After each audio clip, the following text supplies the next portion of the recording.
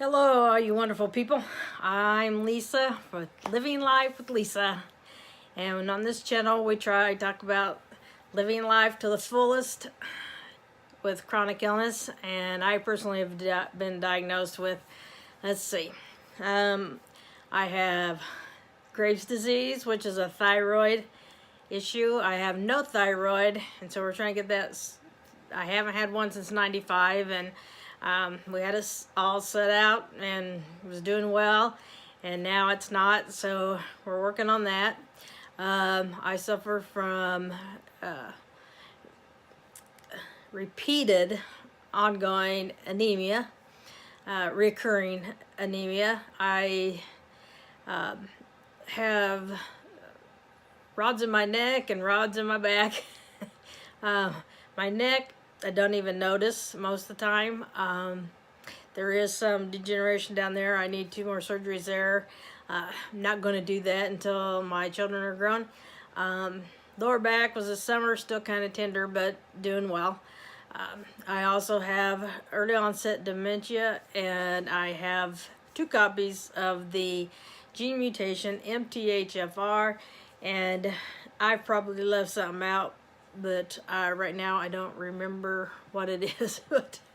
but I do have chronic pain from the back now.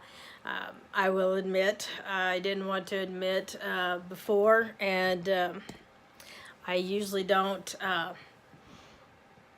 feel pain, but I'm not having any problems this time. It's coming through loud and clear.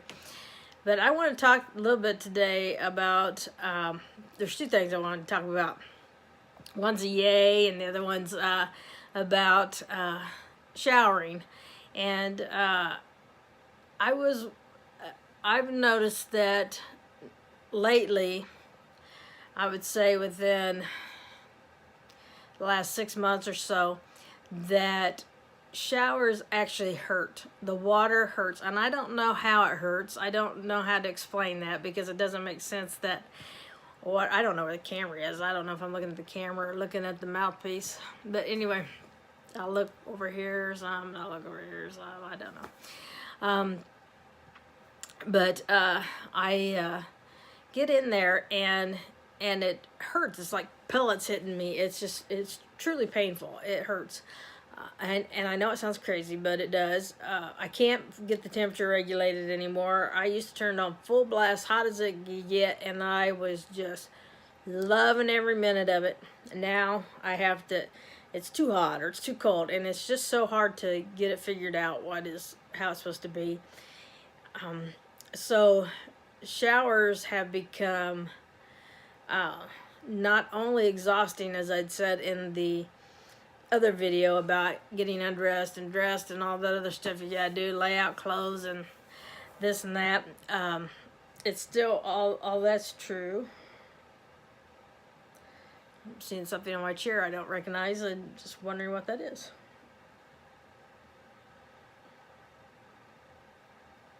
Oh, it's from Matt.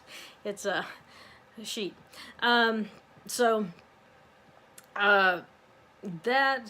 is a new issue that I didn't have before. Before, it was the exhaustion thing. There's still the exhaustion thing about planning or showers around any other daily activities.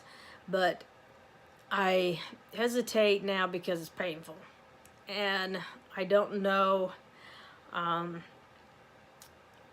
with my lower back surgery, if I can get in and out of my tub. So I haven't tried a bath yet, but I'm wondering if that wouldn't be worse, because you can't change temperature fast in a bath. So I don't know. It's a new problem I'm gonna have to figure out.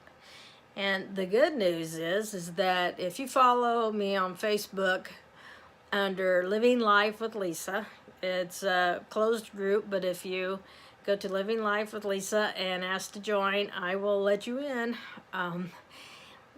And the rules is no bullying, no bad talking, support only. There's some people in there with dementia. There's some that are just friends of mine or family. And so we try to keep it friendly and supportive. But if you belong to that group, you already know what I'm going to say. So you don't. You have permission to delete the video now. But as I was going over my bucket list, ever since I started driving when I was 15 years old, I wanted a red Mustang convertible. And that was always my dream car, but it was never practical. Couldn't afford it when I was young, and then when I got older I had kids, so it wasn't practical.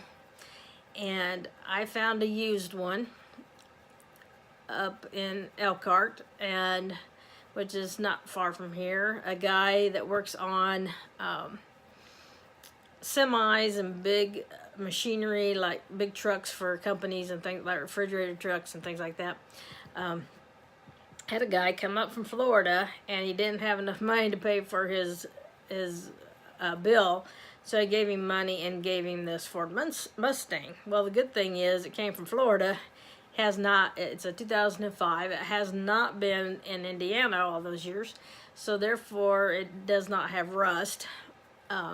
It's clean. It's well taken care of. This thing's been babied like you wouldn't believe, and I just absolutely love it. And I got it for a great price. My boys are excited as all get out, and I'll put a picture up of it for you.